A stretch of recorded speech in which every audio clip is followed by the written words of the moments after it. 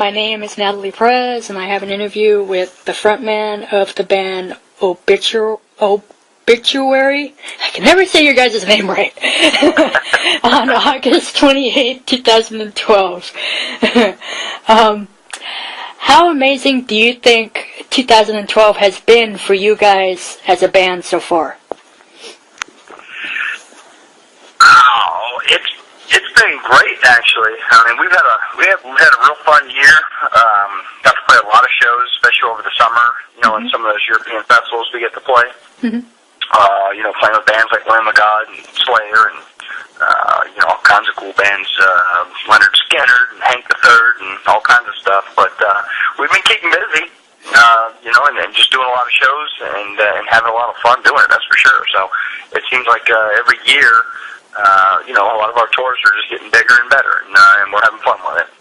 Well, that's good. Yeah. What's new in the recording of your guys' music? Anything? Well, we were supposed to, at least in our own minds, we were trying to have an album done, you know, a new album done already. Mm-hmm. But just hadn't gotten around to finishing it up, and we keep getting pulled away doing all these shows, touring. We just haven't had the time, you know, here as of lately to finish it up. We did have the time off and just kind of got busy doing fishing and going on the boat and stuff like that, and never got around to finishing the album. So we got one that's, you know, maybe halfway done or so. Most of the writing's kind of done. We need to, you know, put things together and then obviously record it. But because we're going to be out in September, we might be in South America in November, and also going back to Europe at the end of November and into December. It looks like this year's kind of shot as far as trying to get that album done. So it probably won't be to the beginning of the year. Probably get back, you know, after that European tour and take a little bit of time off, and then try and get back in here, finish up that album, and hopefully maybe get it recorded in time for maybe the summer festivals next year. Cool. Sounds good. When it comes to you guys, you know, performing and stuff, I've seen a ton of different metal bands, and of course all the metal bands love to headbang on stage. If you could pick, you know, yourself and another one of your members to have a headbanging contest, who would you pick and who would win? Oh, wow. That is a crazy question. Well, I know, golly. I definitely wouldn't want to go up against Corpse Grinder from Cannibal. That guy, I'm surprised his head hasn't fallen off. And, you know, so, you know, pick someone like Tom Araya, you know, who had, you know, had his neck surgery, so he doesn't do a whole lot of production anymore. So maybe I'll go up against Tom, and I can just toss it around a couple of times, and me and him can go drink him.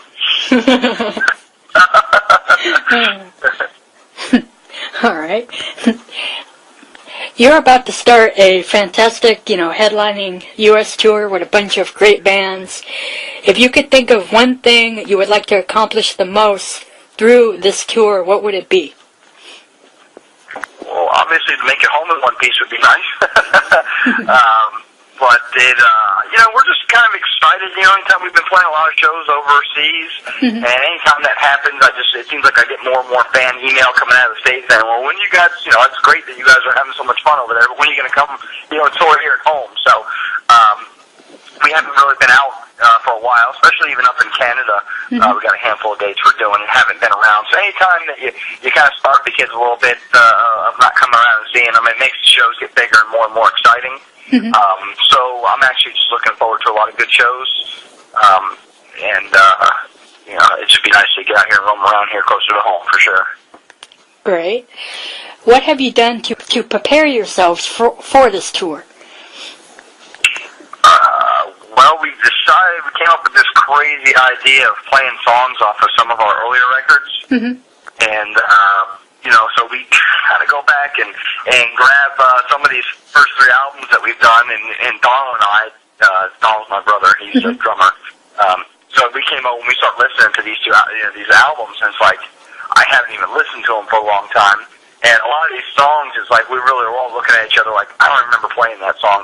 So, we had to go back and, basically learn a bunch of these songs. I mean, some of them we've never even played live. The ones we have played, it's just been a long, long time ago.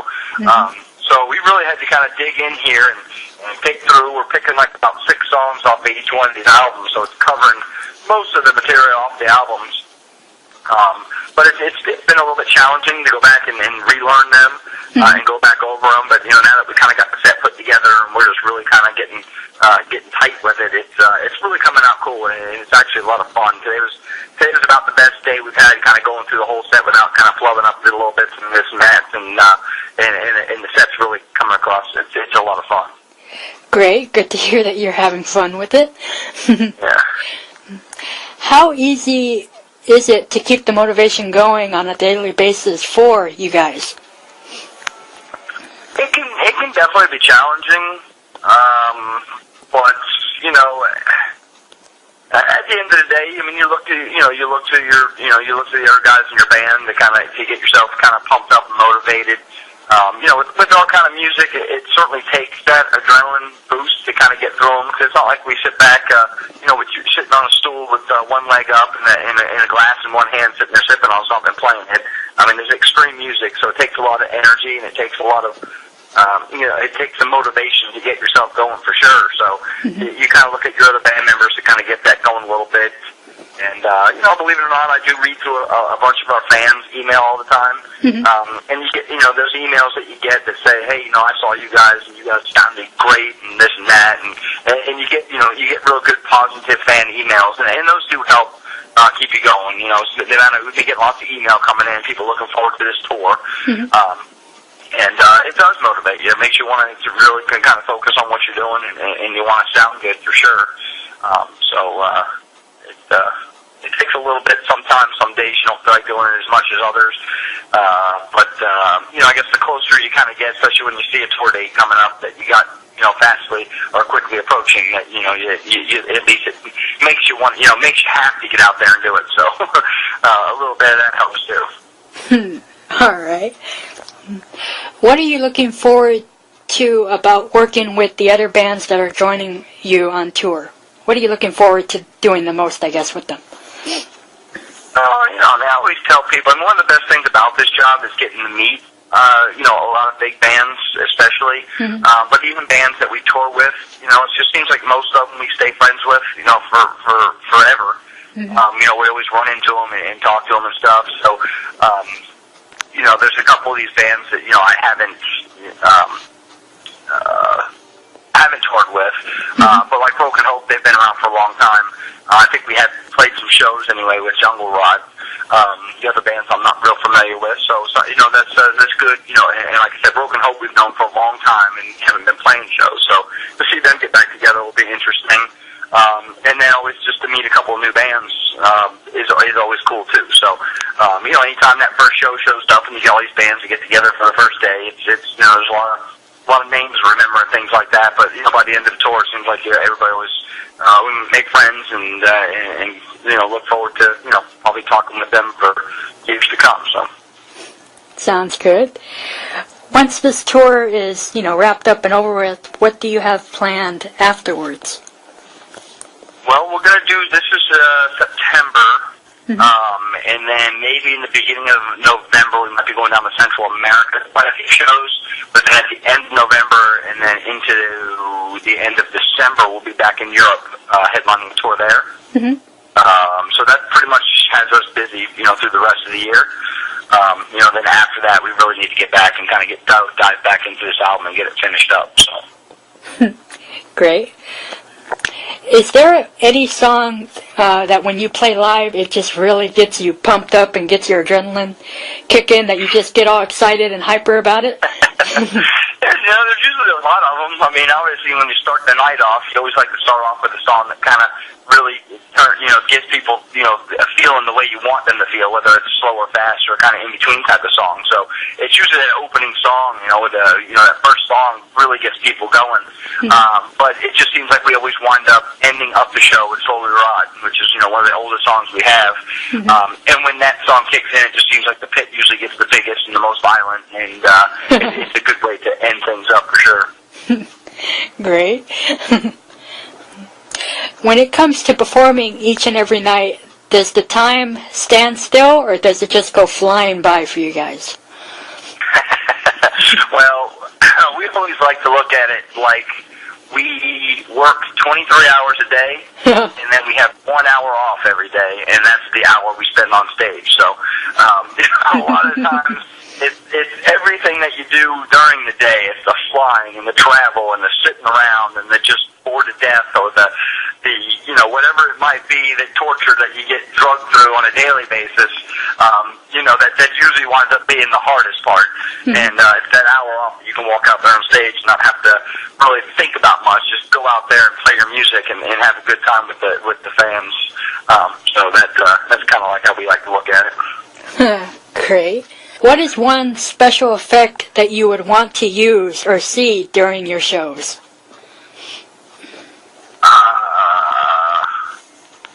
Well, we could have a bunch of naked girls standing up there on stage, but that doesn't really fit with what we do, so.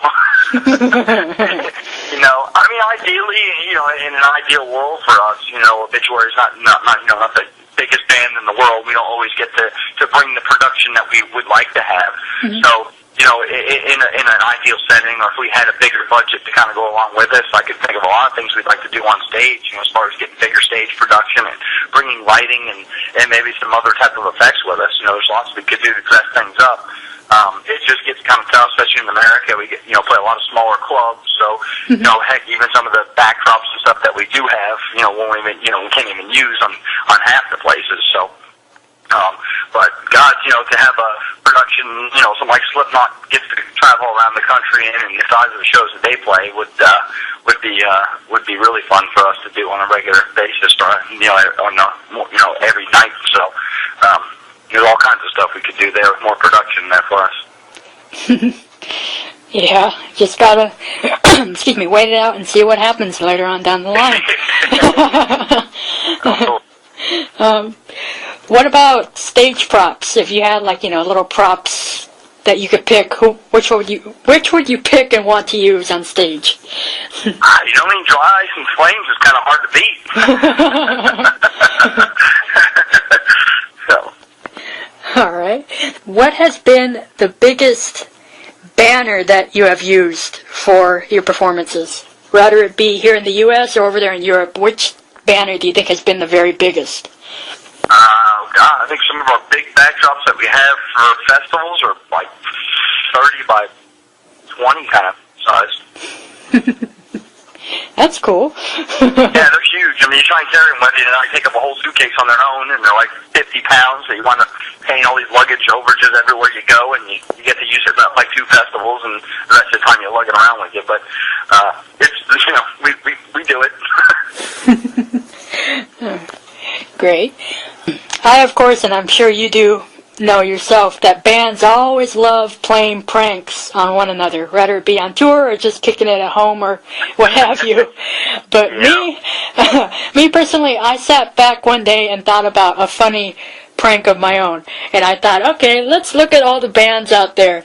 Like you guys are, of course, a death metal, heavy-duty band, and I was thinking, I think it would be the funniest thing if those guys were to, open up, a show, and you're sitting down there with acoustic guitars, and you're just you blow the audience's mind, what the heck is going on? I think that would be funny. That would get the crowd all wondering what's going on. That would be quite funny right there. Both fine there. They come out with some acoustic Obituary. Donald with a couple of bongos and a tambourine in his hand or something. And you should try doing that. That would be funny to record and see. Yeah, I can see the look on their faces. Kids would definitely be thrown for a loop on that one. To hear your songs played on the radio or to see your music videos on the internet or the TV, what runs through your mind? I guess it's always a little bit weird, especially being a singer. I guess it gets a little bit more personal when you're a singer too, because you're always conscious about the way you sound and the way you look or something. So, but it's always weird. for a lot of our videos, we don't have huge budgets to sit out there and really do what we want to do. So it's like, you kind of try to come up with a concept and get it done for, as little as you can, so they never come out as great as you wish, or, you wish you could do them. So, it's always weird looking at yourself, especially once you go back and start looking at some of your older stuff. Something like walking in your parents' house with some friends of yours, and they got some pictures of you from, 8th grade up there on the wall. You just look all crazy, and like, what the hell was I wearing and stuff. So, it just gets a little bit weird sometimes, looking at some of the older stuff you did, and you always think that you were better than you were, and you always wish you can kind of go back and redo it again, but, you're stuck with what you did, and that's the way it goes. Pretty much. Just cut right to the chase there. If you could tell people who haven't heard of your music before, what should they check out of yours, what would it be and why? A live show. Our live show is just, us live is far better than any album we've ever done. It's way funner, it sounds way better, and you totally get it more. There's probably 99.9% of the people out there, or even not 0.99% of the people out there, that if you listen to the CD, they're probably not really going to get it and like it. But I'd like to think that compared to that, maybe, say, 35% of the people, if they get to see us live, that they'll certainly understand it and would be, more out to like the band than the other way around. So for me, it's just the biggest. It's one of the biggest things that I'd like to change. Is most people, if you tell them, if they don't know who you are, and you say, it's a heavy metal band or whatever, they're probably not going to get into it. But if they were just to happen to be out partying one night and got drug into some bar with some friends and they weren't really thinking about it, and then all of a sudden we came out and played, I think they would be much more, open to listening to it and enjoying it for that matter. So, you guys have been around for almost 30 years. Thanks for throwing that out there. You're welcome. Do you ever sit back and actually think, like, wow, I've been around for this long and I'm in this band? Does it ever hit you like that? Yeah, it kind of does. We're all pretty young at heart and still kind of, do things, not exactly, people our age would typically be doing. But, there's been a couple of times that between albums that, we might go 4 or 5 years or something and not doing an album. And we had one of the albums in particular, Frozen in Time. I think it was almost 7 years that we went between albums. And it wasn't really until that album came out that, I started, doing some interviews and this and that, and started running into some people that would tell us what an influence Obituary was on their music. Some of the bands like Slipknot, Lamb of God, Phil from Pantera, and they're just all huge. Hank the Third, they're huge Obituary fans, and it really wasn't until that time off that we kind of came back and met and talked with and did some interviews and kind of figured it out. At least for me, that a little bit sunk in. Hey, what, we've done quite a bit here, and there are a bunch of big bands now that were actually influenced by some of the stuff that we did. And that was really cool. It was really humbling, and it was nice to hear. And then, we've just been moving forward, from there. But that was pretty cool to come across. So. Great. And, of course, you guys have been around, for a long time, and you've toured the world front and back. But where haven't you guys set foot in yet that you really want to go to?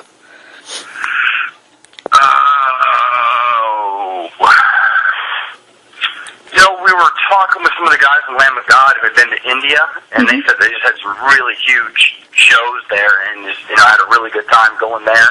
I got so many people in that country, so India might be a cool place to go. We get lots of offers to go to, like, say, Indonesia, and just haven't been.